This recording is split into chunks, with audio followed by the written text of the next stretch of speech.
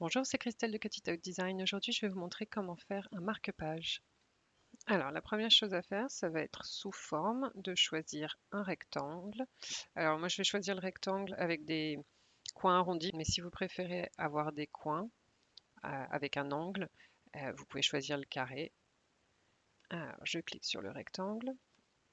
Je vais enlever les proportions et je le veux de 12 par 5. Ensuite, vous voyez, vous avez des coins arrondis. Je vais faire une rotation de 90 degrés. Donc ça, c'est la base de votre marque-page. Puisqu'on approche la Saint-Valentin, je vais ajouter un cœur. Donc là, mon cœur est un petit peu large.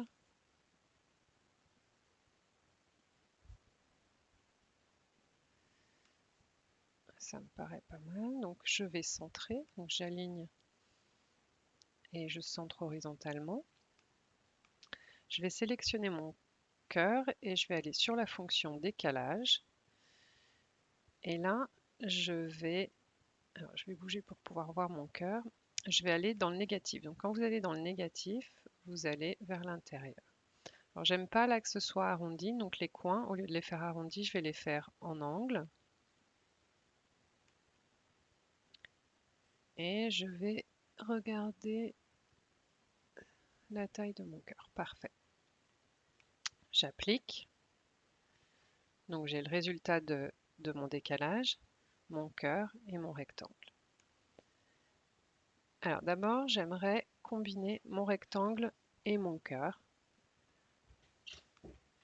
en faisant associer, lier. Je vais renvoyer en arrière et je vais sélectionner mon décalage en faisant ensuite associer, retirer. Et là, vous voyez, vous avez le haut de votre marque-page. Ensuite, j'aimerais mettre un mot au milieu. Donc, je vais prendre mon texte et je vais écrire, on va rester sur le thème du cœur, je vais écrire love. Mais vous pourriez écrire le nom de la personne pour laquelle vous le faites. Je veux changer l'écriture parce que, par exemple, si j'écris love, le haut, quand vous allez découper, le milieu du haut, il va disparaître. Donc, il faut une écriture qu'on appelle stencil. Donc, si vous allez sur Cricut, vous allez dans vos filtres. Alors déjà, je vais sélectionner que les gratuites puisque je n'ai pas l'abonnement. Et je vais choisir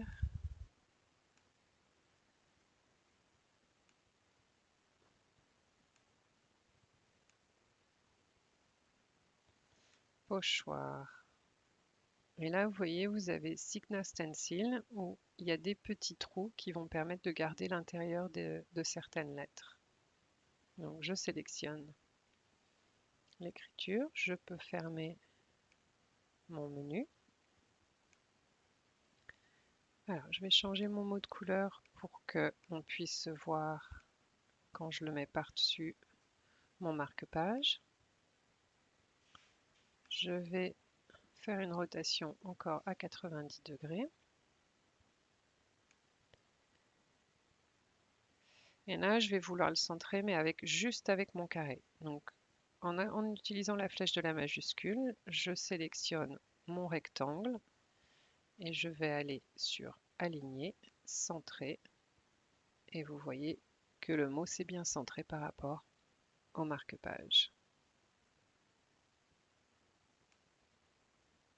Donc, ensuite, je vais sélectionner mon mot, mon marque-page, et je vais de nouveau faire retirer. Et donc là, vous voyez, vous avez votre marque-page. Donc si vous voulez faire un marque-page tout simple, je vais mettre en une autre couleur, vous voyez bien. Vous pouvez garder votre marque-page comme ça.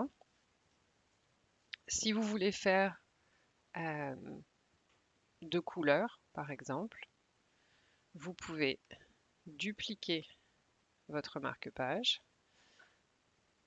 fusionner les calques ce qui permettra d'avoir l'option contour qui apparaît. Là, vous allez sur contour, masquer tous les contours. Vous pouvez fermer. Je vais changer la couleur en rouge.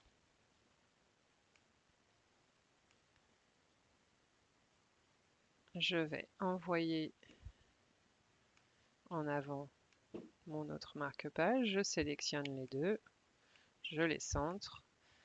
Et là, vous avez un marque-page tout simple avec deux couches que vous collerez l'une sur l'autre et ça fait un effet à deux couleurs. J'espère que ce tuto vous aura été utile. Bonne création!